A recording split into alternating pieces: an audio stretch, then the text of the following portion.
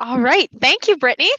For more than 90 years, Pioneer has developed and tested products to meet local challenges. Pioneer's leading products are protected by traits and technologies to maximize the genetic and yield potential of Pioneer brand seed. Brett Treichler is a sales representative who travels from farm to farm, providing his expertise in agronomy and planting. Without further ado, I'll turn it over to Brett. Awesome. We're so excited to meet Brett and get to hear what he does and, of course, hear about his day to day and maybe what led him to his career today. So, hello, Brett. How are you doing? I'm good. Thank you for that introduction, Mackenzie. I do appreciate it. Welcome, everybody. So, as I said, my name is Brett Treichler, and on a day-to-day basis, I am a Pioneer sales representative for the area here. What that means is that every day I get to wake up and deal with farmers, which is really awesome. So I deal with farmers primarily on the crop side of things, but my business also touches the animal and nutrition side, and as well as a few other things. But basically, it starts out with helping farmers through variety selection and what crops they want to grow. And there's a lot of variability in there. I mean, I have some farmers like Jimmy here where we grow primarily a lot of corn and soybeans.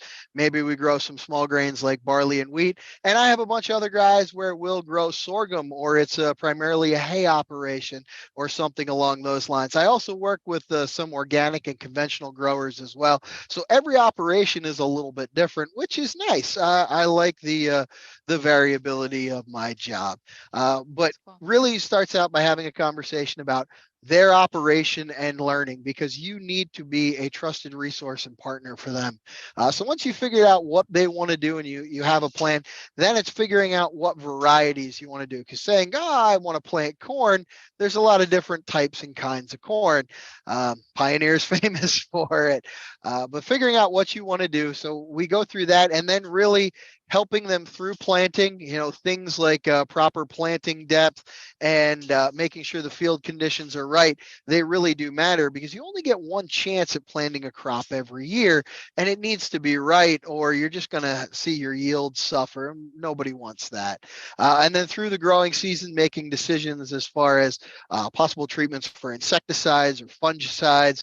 And then as we get to harvest, prioritizing which ones we want to harvest first. And when it comes to silage, we're standing here in front of the silos, how we inoculate and preserve that silage, because it really is my job. It's a Pioneer sales representative, and yes, I get paid for making sales, but you really need to be a partner for that grower. And that's what you're there to do. You're there to help them be profitable. You're there to help them make their life easier. Really. So being that trusted resource, it really, really matters. And sometimes you're going to end up delivering seed or being out there at 10:30 at night. Sometimes you're going to be out 5 o'clock in the morning. And sometimes you just need to call them on the phone or pull in the driveway and talk to them and be like, hey, I know it's really dry. I wish it would rain too, but I can't make it rain. But being there for them through good times, through bad times, that's really what they appreciate. And that's really what the job is. Yeah. No, I love that. Can you just let our camera person know? I think you got sideways. I'm not sure why. They think I'm sideways. Yeah. She's going to work on it. She's going to fix it up. Awesome. Good deal. So you mentioned the importance of first having that conversation with the farmer and really finding out. Now we're good. And finding out what they need.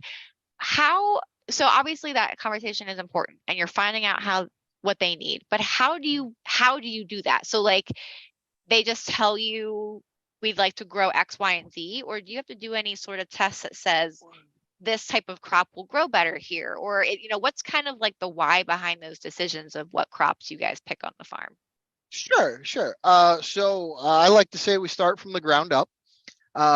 And really that's what it is. So you start out by looking at the soil, because not all soils are alike. So, and then you start looking at, okay, what are they trying to do? Are they trying to feed cows? Are they trying to feed pigs? What is, the end goal of this crop?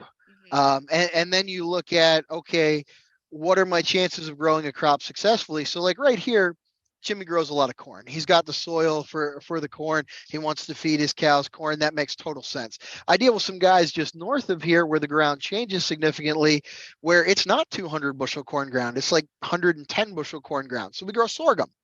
Gotcha. And the cool part about that sorghum is it actually gets exported to East Africa. So it ends up in Ethiopia, which is a fantastic story. But Wow. it's not nearly as simple as they just tell you. It really is a continuous ongoing conversation about their needs, their wants, and then working with nature. Right. You can do a lot of things to sort of bend nature a little bit to do what you want, but at the end of the day, Mother Nature's unbeaten.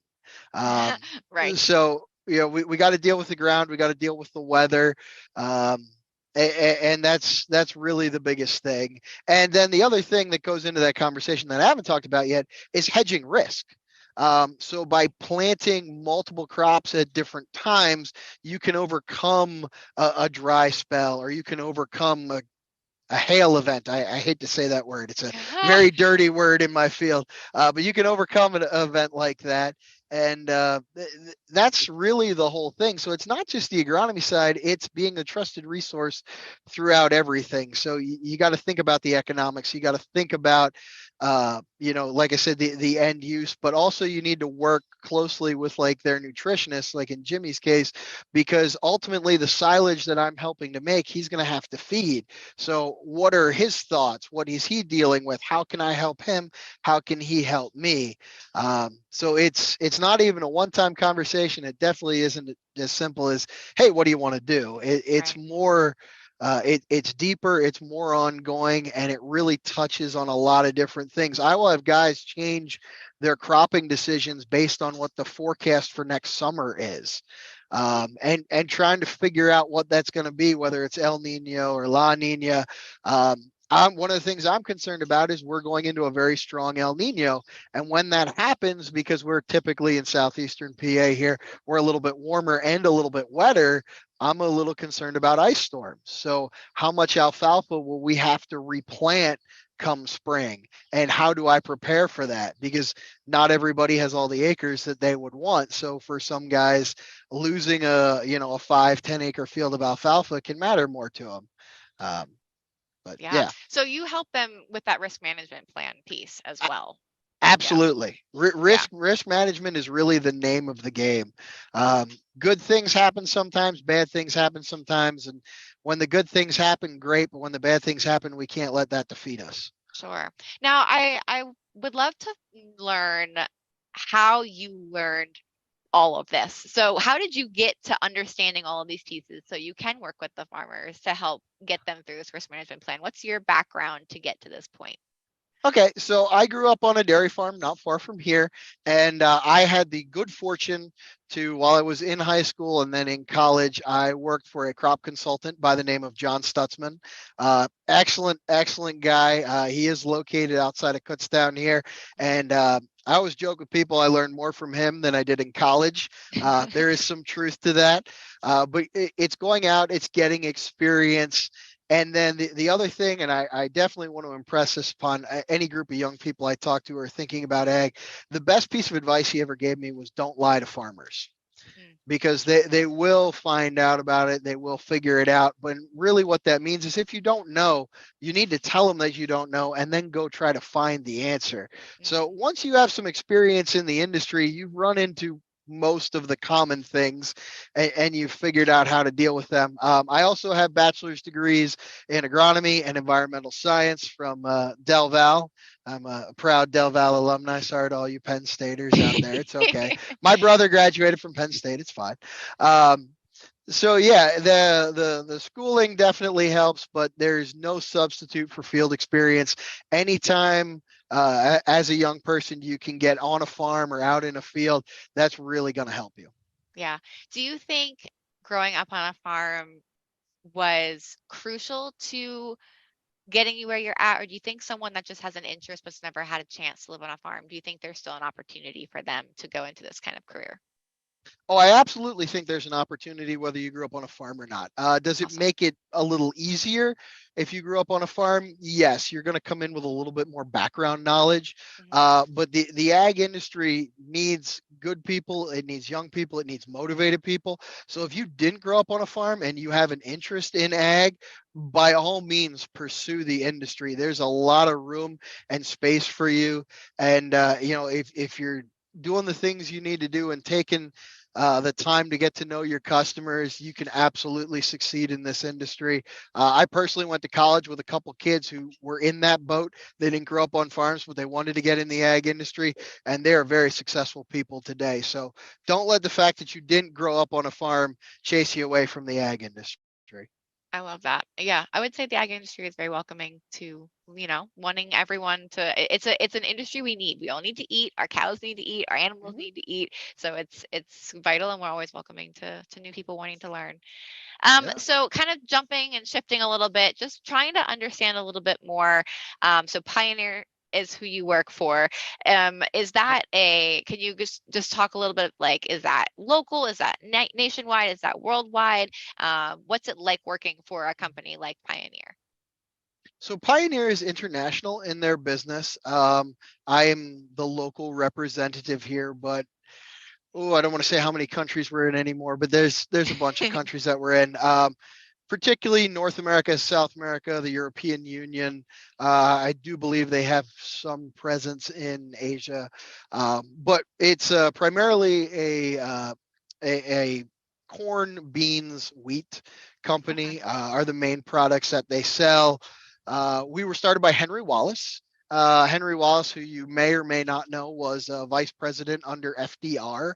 And he was from Iowa, and he felt that we could really improve the nature of agriculture. And he set out to do just that. And he was amazingly successful. He really pioneered a lot of the plant breeding that goes on today. And in every year in around the world, there's about $2.5 billion that's spent on plant breeding, and I'm proud to say that Pioneer spends a little over $1 billion of that. So we really are trying to drive the future. One of the things I'm most excited about, if you're old enough to remember the Green Revolution of the '70s, when we really changed how things like wheat and rice really grew, we're now bringing that technology to corn. For a long time, there were some things behind the scenes in the biology of corn and whatnot that we didn't do that, but short corn is becoming a thing, and with that you're going to see some increased yields. We're also working on cool things like soybeans have been they're a legume, so that, they can fix their own nitrogen with their roots, but we're bringing things like that to corn, where you have a bacterium that's going to exist in the leaves of the corn and make nitrogen for the corn plant. So there is so much cool stuff happening on the plant side of agriculture. It's really hard to oversell it, Right. because like when I went to college, which wasn't that long ago, I was taught that beans had 11 chromosomes. They don't. They have 22. They were just so identical. They sat on top of one another.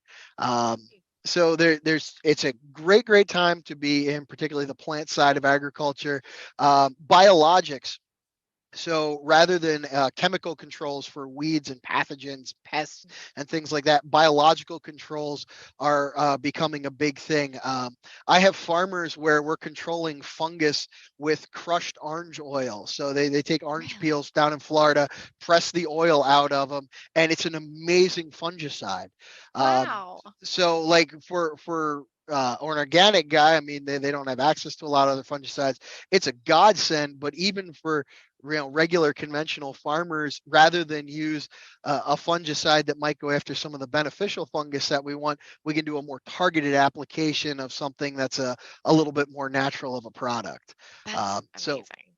yeah, it's a great time. If you want to get into the ag field, the chemical seed fertilizer side of it is a great place to be.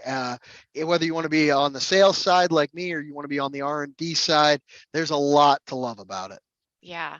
Now you mentioned, I mean, I think it sounds like a lot of just very basic, like, science math concepts for this Mhm. field. Is that what you would would you agree, or is there anything specifically that if someone wants to go into maybe your field, or you mentioned kind of like the more of the development side of it, what would be kind of some things that, hey, you should really have an interest in this if you're gonna, and that might be a career you'd be interested in? Like, what's something that would be like, oh Okay. yeah, I like that. So if you want to go into more of the R&D side of it, it is going to be a lot of science and math, particularly chemistry, biology, things of that nature. If you like organic chemistry, by all means, come and join us, because we can always use more chemists. If you want to be more on my side, on the sales side, on the consulting, the local side, anything that will get you public speaking experience or communication skills, because you really need that. The other thing is economics, because economics, it matters. At the end of the day, it really drives all of the decision making. So the fact that we're going from a very low interest rate environment into a much higher interest rate environment is changing decisions on the ground for all of my customers. And you need to not only understand why they're making those decisions, but you need to look at the future and go, okay, if in 2 years we're, at 9% interest on a 30-year mortgage instead of 8, which we just crossed, how is that going to change the nature of their business, and how do I prepare them for what's coming down the road? Wow, that's really awesome. I kind of got a sneak peek, I think, maybe, of what your favorite part of your job is, but what would be your favorite thing that you like to do the most with your career? That's tough. I like a lot about my job. I love dealing with farmers. They're a great group of people. They really are. I've always been kind of a dirt guy, so any day I get to play and dig in the dirt is kind of fun. There's really very little that I dislike about my job. It's kind of all my favorite. And what I would encourage all your kids is, the ag industry is so diverse. All right, there's really something for everyone. Find the little niche that excites you. Like, I have a brother who he loves cows. All right, he's absolutely the cow guy. So he went and he's a veterinarian, and now he's one of the world's leading experts in animal welfare. He writes for Hordes Dairymen, all that good stuff. But that's not who I was. I was the plant guy. And if you like that, fine. If you like numbers, there's the finance side and ag lending and all that good stuff. If you like just educating the public, that you have the teaching side of it, but you also have the extension side of it. There really is something for everybody, and the more excited young people we can get in, the better our industry is going to be. And we need the ag industry. You can't do without it. So I would encourage anybody to join. The average age of farmers is 57 and a half. So we need young people. We got to work on lowering that, getting some young people in the industry, and because there really is a bright future in it, right? I mean, you just talked about briefly just some of the really awesome things that are being developed, and that's just in seed science and things you guys are doing. And it's happening everywhere, all across the industry, which is it's just a really cool thing to experience and be part of. Is there something in particular, like as you've been working with Pioneer, and is there anything that they're working on or science that's come up that you're like really excited about and hope to see further develop someday? So there's a lot that I'm excited about. But one of the ones that I haven't mentioned yet, I'll bring up, is a Plenish soybeans. So they're a high oleic soybean.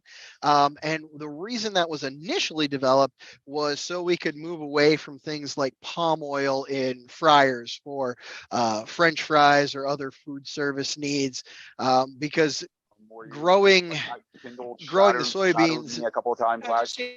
Sorry, keep going. I heard someone in there. But growing soybeans is less environmentally destructive than, say, a palm plantation.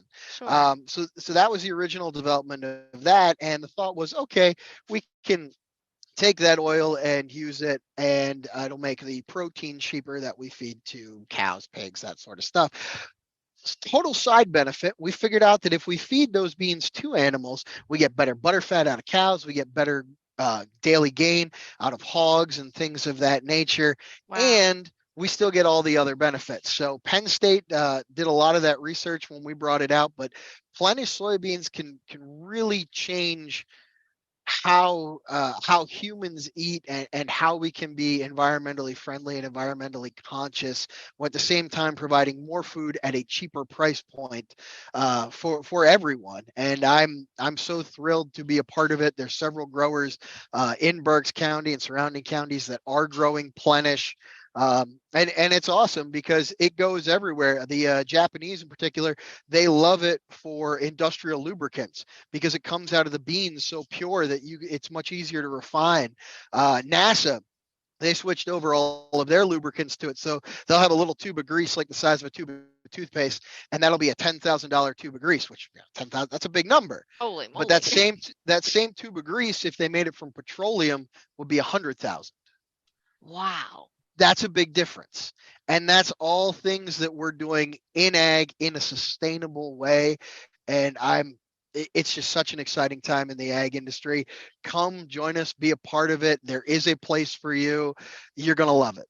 Oh, I love it. Thank you so much, Brett. This has been really awesome learning about you, your experience working with Pioneer and being a seed rep, and just getting to kind of dive into the back end of it. I think a lot of what you shared, I haven't even heard. So it's been a lot of fun getting to hear everything from you. Is there anything else that you wanted to share before we jump off and head on over to the next spot on the farm? No, but I think we covered it pretty much. I just want to reiterate again, if you're thinking about ag, find your little niche, come join us. It's a great industry. It's great people. We help one another out, and we have a lot of fun. So come join us. Awesome. Thank you so much, Brett. This was a lot of fun. All right. Thank you.